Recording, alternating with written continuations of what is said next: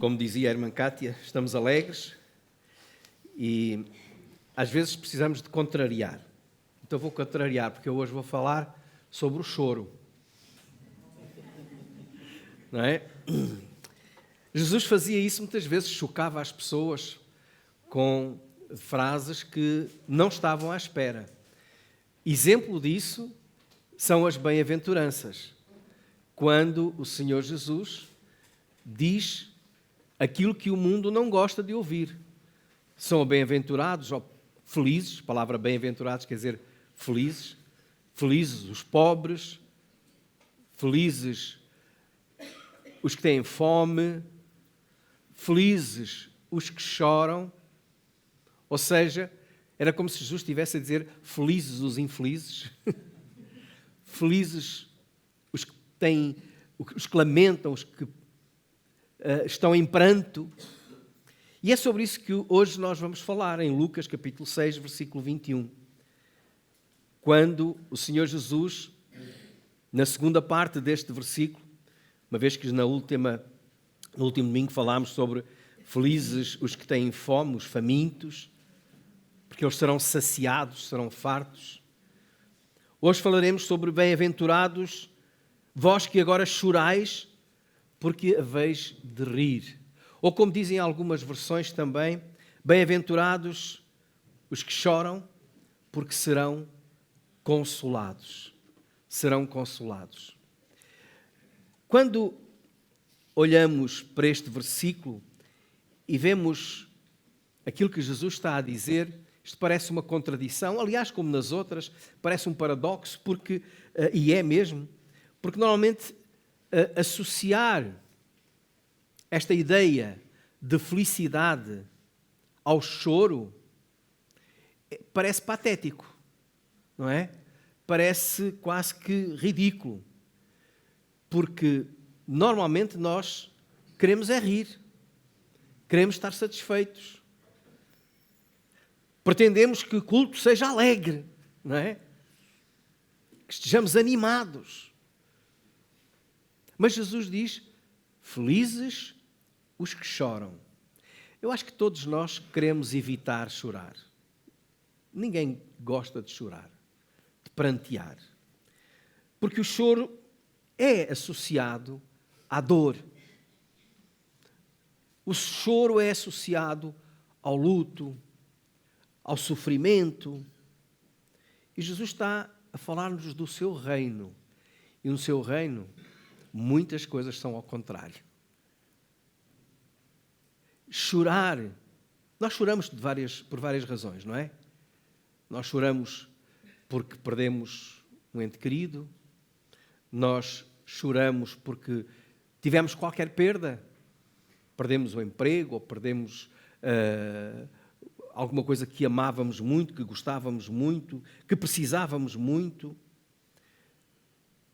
E quando isso acontece, nós choramos e ficamos tristes. Agora, Jesus, ao dizer felizes os que choram, Ele não está a dar novidade nenhuma, porque às vezes nós pensamos que Jesus veio trazer uma nova mensagem. Se nós formos ao Velho Testamento, esta mensagem já estava lá. No livro de Eclesiastes, no capítulo 7 e no versículo 3, já está escrito: melhor é a tristeza do que o riso, porque com a tristeza do rosto se faz melhor o coração. Muitas vezes é nos momentos de angústia e de tristeza que nós renovamos a nossa mente, a nossa vida, repensamos e algumas coisas melhores vão surgir desse tempo de lamento. Mas Jesus está a falar de choro, mas não tem a ver com o choro causado pelas tristezas desta vida. De que choro estará Jesus a falar? Há choro da dor física. Mesmo os homens, aqueles machos fortes que acham que não têm que chorar nunca, se levarem uma martelada no dedo, são capazes de chorar mesmo, não é? As lágrimas, mesmo que façam força, as lágrimas vêm aos olhos. Dor de uma doença que nos causa essa dor e que leva ao choro. Dor pela morte. Mas há quem chore também de raiva. Há quem chore de raiva. Mas também há quem chore de alegria. Imagina, há muitos anos que deseja tanto estar com aquele filho que está longe ou com aquele ente querido e quando volta, tanta alegria que até as lágrimas correm, não é? De que choro é que Jesus está a falar? O choro que diz que somos bem-aventurados. O choro que nos traz uma felicidade muito grande. Também não é desse choro. Mesmo o choro de alegria, não é esse. Este versículo não se aplica a nenhum deste tipo de choros que tem a ver com os nossos problemas e as nossas satisfações humanas. Tem a ver com algo muito mais profundo que está relacionado com o reino de Deus. É o choro pelo próprio pecado. É o choro por sentir a nossa miséria. Todos nós somos pecadores. A Bíblia diz isso. E esse choro é o choro que vem de Deus, que Deus provoca no nosso coração pela ação do Espírito Santo. Em 2 Coríntios, no capítulo 7 e no versículo 10, diz: porque a tristeza, segundo Deus, opera arrependimento para a salvação, da qual ninguém se arrepende, mas a tristeza do mundo opera a morte. Normalmente a tristeza que nós encontramos neste mundo, nestas causas diversas, é tristeza que degrada, que nos leva à depressão e muitas vezes até à morte. Mas a tristeza que vem de Deus vem para a vida. É a tristeza que leva ao arrependimento. É aquele choro por causa do nosso pecado. É aquele choro que está relatado em Lucas, no capítulo 7, quando aquela mulher foi aos pés de Jesus. Uma mulher que é chamada de pecadora. E ela se pôs aos pés de Jesus e chorava. Diz a Bíblia que ela lavava os pés de Jesus com as suas lágrimas e enxugava com os seus cabelos. Mulher que nós não sabemos o nome, a não ser que era pecadora. E é interessante quando nós lemos em Lucas 7, porque está ali perto de nós, estamos em Lucas 6, em Lucas 7, ler aquilo que Jesus disse acerca desta mulher nos versículos 48 e no versículo 49. Depois de repreender o fariseu na casa de quem ele estava a comer, que não fez nada, não beijou Jesus quando entrou, não o saudou, como Jesus disse, não me deste ósculo, ela não para de me beijar. Ela estava ali a chorar o seu pecado. E Jesus, olhando para aquela mulher, dizia: os seus muitos pecados lhe são perdoados. Virou-se para a mulher e disse, no versículo 48, os teus pecados te são perdoados. E no versículo 50 de Lucas 7, disse àquela mulher: a tua fé te salvou, vai em paz. Este é o choro que Jesus está a falar. O choro desta mulher pecadora, que chorou o seu pecado, a sua miséria aos pés de Jesus. Lamentou a sua condição miserável e recebeu a alegria do perdão, a alegria da salvação, a alegria da vida eterna. Jesus fala deste choro, o choro do arrependimento, o choro que leva à salvação, o choro que Pedro teve quando chorou, diz a Bíblia, amargamente, lá em Mateus 26 e versículo 75.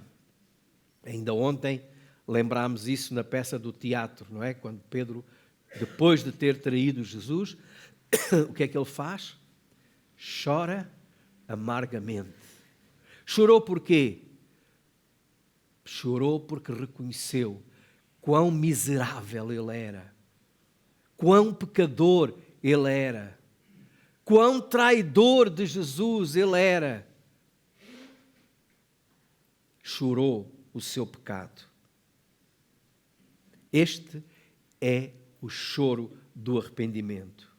Tiago, o livro de Tiago, lá perto de Romanos, quase no fim do Novo Testamento, a aproximar para o fim do Novo Testamento, Tiago escreve no capítulo 4 e no versículo 9 sobre este choro de arrependimento. Ele diz, numa mensagem de apelo, de desafio: senti as vossas misérias, ou sintam as vossas misérias, lamentai e chorai, converta-se o vosso gozo em pranto ou em tristeza, humilhai-vos perante o Senhor. É deste choro que Jesus está a falar. O choro que nos leva a dizer, como Paulo dizia: miserável homem que eu sou. Paulo, quando se confrontava e analisava a sua própria vida, as suas ações, os seus pensamentos, ele via como ele falhava, mesmo não querendo, e dizia: miserável homem que eu sou. Há muitas pessoas que não conseguem chorar o seu pecado. Sabem porquê? Porque não conseguem sentir o seu pecado. Não conseguem admitir o seu pecado. Mas eu não faço mal a ninguém. Mas eu até sou boa pessoa. Só falta dizer... Bom, alguns dizem, mas aqueles que conhecem o Evangelho não dizem, mas se calhar pensam: se alguém merece o céu, sou eu. Essa pessoa nunca vai conhecer a bem-aventurança, a felicidade, a consolação de Deus, porque realmente não chorou o seu pecado. Quando nós dissermos miserável que eu sou, e chorarmos o nosso pecado, então vamos encontrar a felicidade que Jesus fala e a consolação de que Jesus fala. O que Jesus diz é que é feliz aquele que chora o seu pecado, e nós temos que pensar e analisar a nossa vida. Como é que eu me sinto quando analiso a minha vida? Como é que eu me sinto quando olho para os meus pecados? Será que isso me deixa abatido? Será que isso me deixa triste? Ou, se calhar, até um pouco vaidoso ou orgulhoso? Quando damos aquela resposta ríspida, agressiva, como é que nós depois nos sentimos? Choramos dizendo: mas voltei a pecar, voltei a não mostrar amor pelo meu irmão? Ou será que dizemos: ele pensava que eu ficava calado? Não, eu tenho resposta para tudo. Como é que nós sentimos o nosso pecado? Com orgulho? Porque há quem tenha orgulho do seu pecado. A mim ninguém me come por parvo, não é? Quantas vezes? Ou será que nós lembramos que Jesus morreu pelo meu pecado, precisamente esse, do meu orgulho, da minha vaidade, da minha arrogância, da minha prepotência? Será que eu fico indiferente? Também não faz mal nenhum. Eu falhei, mas toda a gente falha. Sou mais um. Isto também não fez mal a ninguém.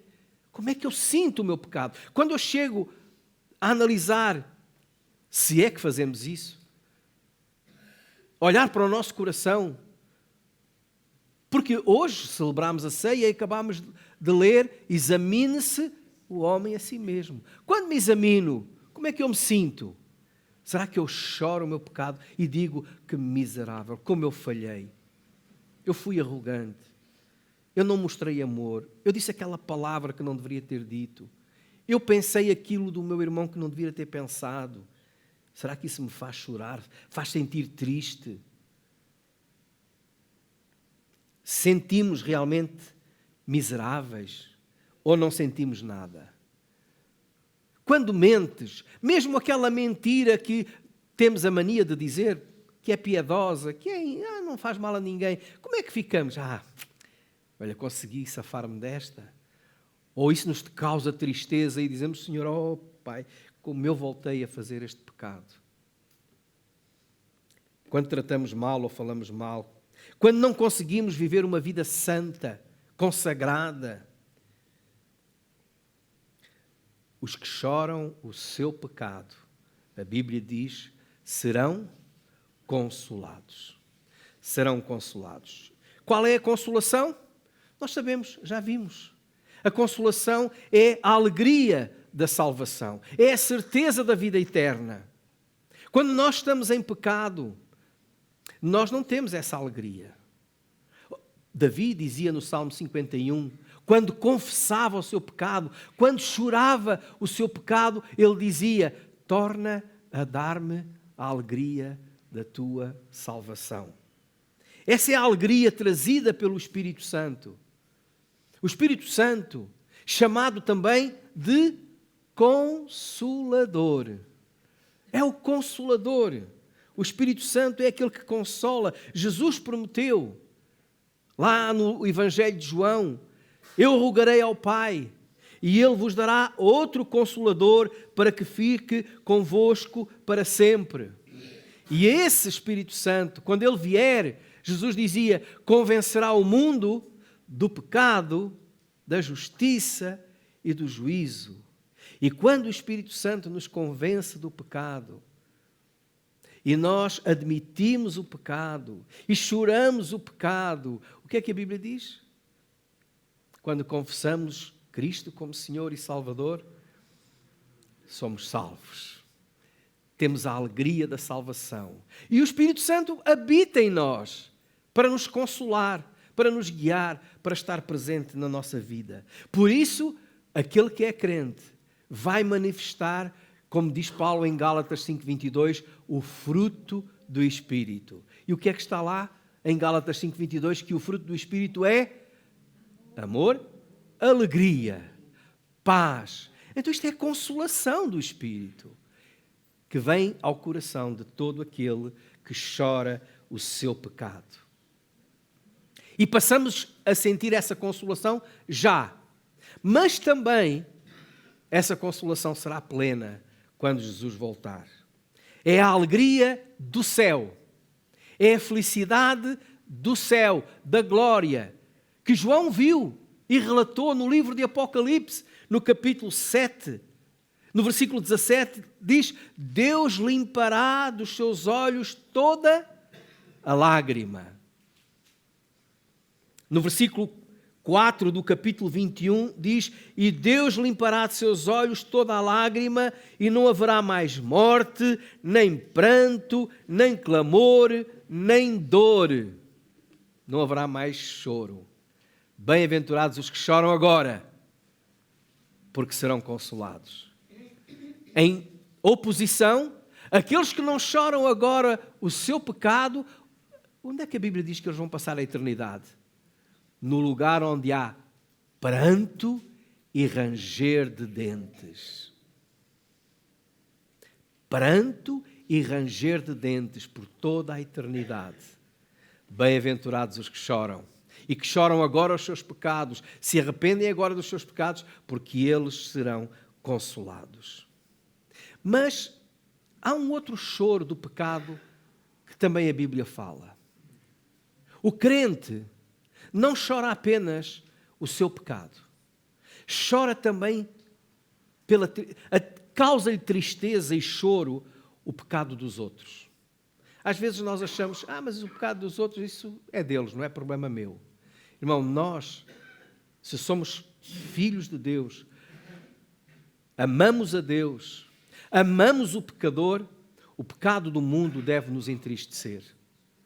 O salmista, no Salmo 119, no versículo 136, dizia: torrentes de águas nascem dos meus olhos. Isto é poesia, não é? Mas o que é que ele quer dizer? Eu estou a verter lágrimas, choro muito. E depois diz lá: porque os homens não guardam a tua lei. O discípulo de Jesus, tal como Jesus, chora por aqueles que rejeitam a Deus. Jesus fez isso por Jerusalém. Ai, Jerusalém, Jerusalém. Jesus chora por nós. Nós devemos chorar pelos perdidos, por aqueles que não têm Cristo, por o pecado que nós vemos.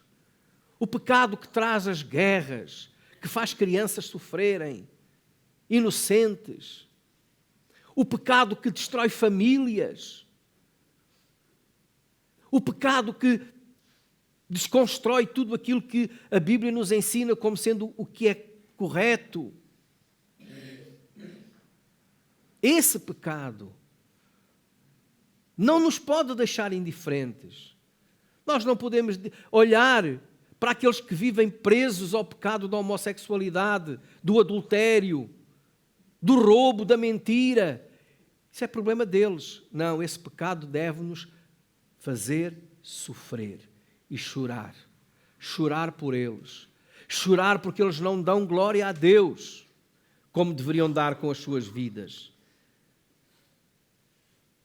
E tal como Jesus chorou, nós deveríamos chorar também. Bem-aventurados os que choram. Os que choram o seu pecado, os que lamentam e sentem como o seu pecado e o pecado do mundo ofendem grandemente a santidade de Deus. Esses que choram serão felizes.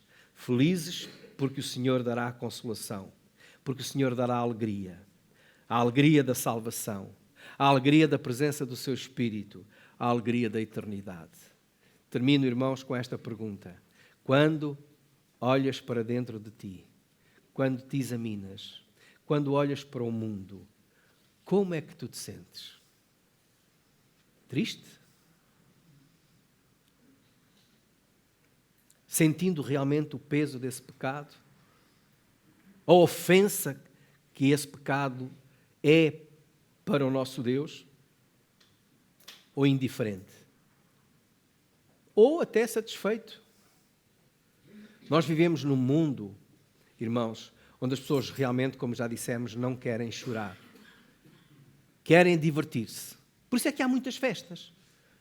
E agora que está-se a aproximar o verão, já aí, toda a gente começa a dizer, que bom, agora veio um bom tempo para a gente ir para as festas, para aqui, para lá. Eu gosto também de me divertir, eu gosto de rir. Mas nós não podemos esquecer que esse riso e esse divertimento é coisa passageira. Que muitas vezes até causa tristeza como consequência. Quantos e quantos não se divertem uma noite inteira e no outro dia choram? Mas o que a Bíblia diz é que aqueles que agora choram, porque choram o seu pecado, são felizes, consolados, e essa felicidade é eterna. Que o Senhor vos abençoe.